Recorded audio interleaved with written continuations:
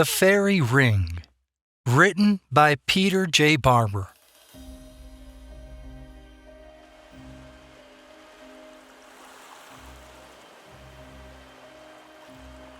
They sat at the beach on driftwood logs and watched the acrobatic play of birds nesting in the rocky cliffs that surrounded them.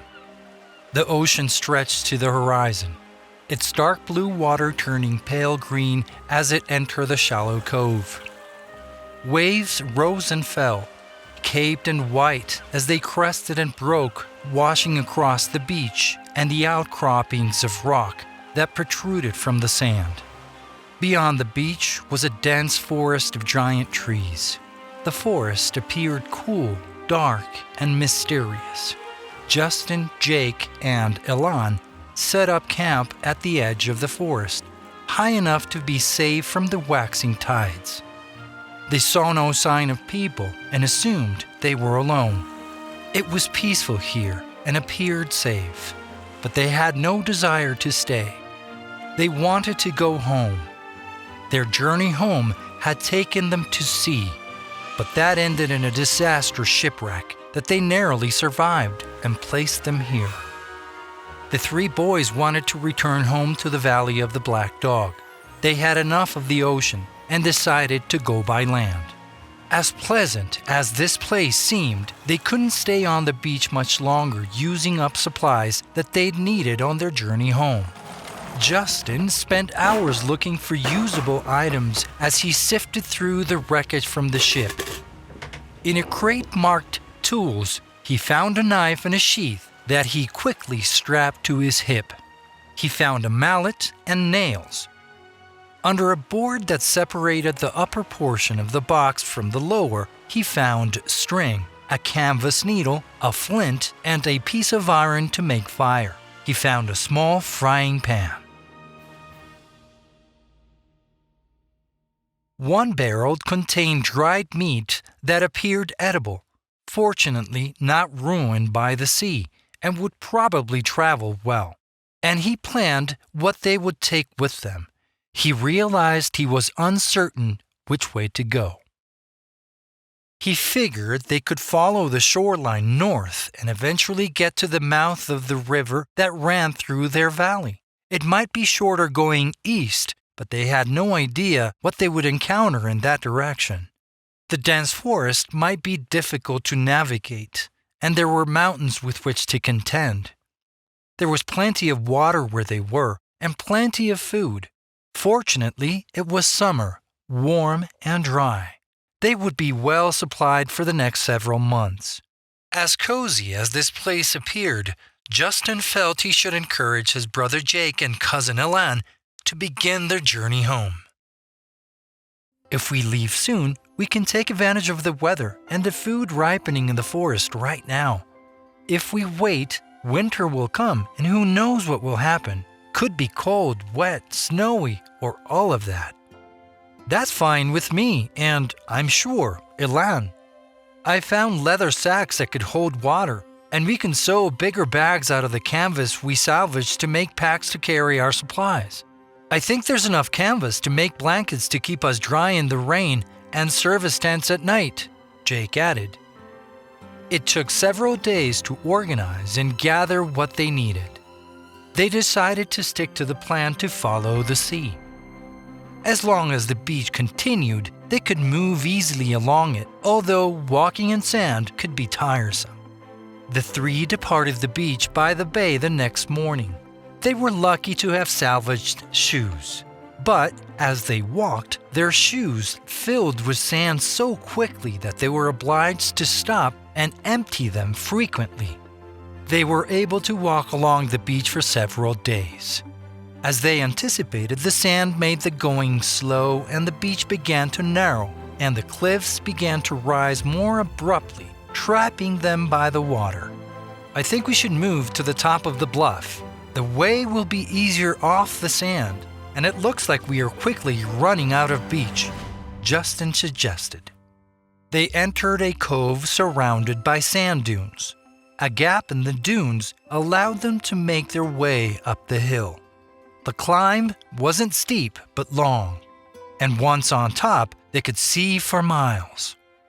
Low grasses covered the ground where they walked. Trees on the bluff were low, gnarled shrubs, bent away from the sea by the prevailing winds, bent so they appeared to have homage to the tall pines in the forest behind them.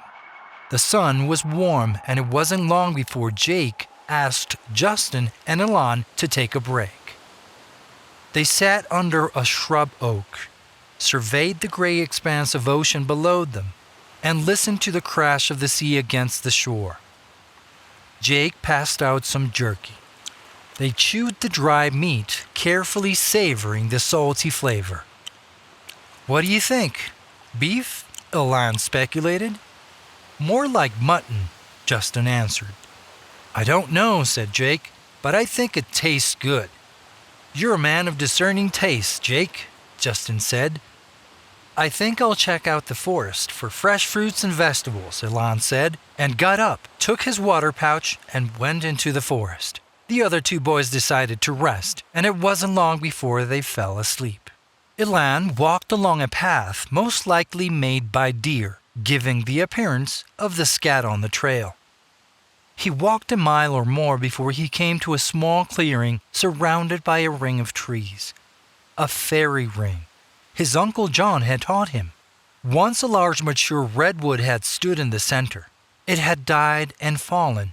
New trees emerged on the perimeter of the falling tree's trunk, forming a ring. The tall trees around him cut out the sun's light from above. Dust and mist clouded the damp, musty air below, and filtered the light so that the forest floor and surrounding trees were bathed in a perpetual dusk. There was silence, except for the occasional bird's call. Within the fairy ring, Elan found edible mushrooms growing. He carefully identified them to be sure they weren't poisonous and placed them in his sack. When he started to go, a rustling of leaves on the ground behind him made him start. "Excuse me, kind sir. Excuse me," someone behind him demanded. Elan spun around and stepped back. In his haste, he fell, spilling his bag of mushrooms. When he looked up, he was face to face with a little man, somewhat rotund, wearing tight pants and a vest over his flannel shirt that hung nearly to his knees. He was wearing a brimless peak hat, the top of which was bent to the side. His face was old and wrinkled, and he had an unhappy scowl on his face. "Excuse me, my friend, but those mushrooms are my mushrooms." "I didn't know," Elan said. "May I have them?"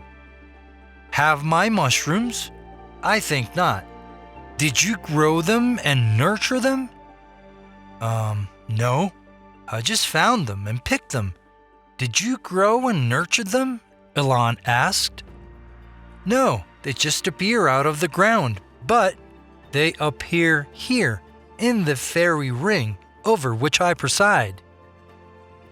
"Really?" Elan said as he carefully retrieved the mushrooms and put them back into his bag. "How do I know that is true?" "Truth," the little man said. "Truth is what is. Truth is reality. Truth is the foundation by which all things interact in our world. Truth has a scientific foundation. Honestly, though, I must admit that what is true today may be disproved tomorrow." "Ah," said Elan. "Then I should come back tomorrow and pick the mushrooms." Kind sir, that perhaps truth is related to time or more likely situational and, therefore, changeable by alternative proof, that may be, but do not tell lies." "I have not told a lie," Elan said defensively. "I just picked some mushrooms." My mushrooms. "So you say, little man. My question is, how do I know they are really yours?" "Ah, to know is to believe. And I know that the mushrooms are mine. I have faith that you will agree. My faith comes from my heart, and it's linked to trust. I trust the mushrooms are mine, and so should you, answered the little man. I do not know you. As you say, without that knowledge, how can I believe? Faith comes from experience, and trust is earned. I'm not sure you've earned mine, Elan said. I know that you have my mushrooms now. That became our truth when you picked them and placed them in your bag, the little man said with a sad kind of look. May I have your mushrooms? Elan asked again, respectfully. How can I refuse? They are no longer mine but yours, since they are now in your possession. But I do so very much appreciate your asking. Elan looked puzzled, for now he'd come full circle. Perhaps that's why they call it a fairy ring, Elan thought. Then he bid the little old man goodbye and parted. Elan walked back to where he left his cousins. As he walked, he thought about his conversation with the little man. Is truth really changeable? If so, then how could truth be true? Perhaps the truth is true only for the moment.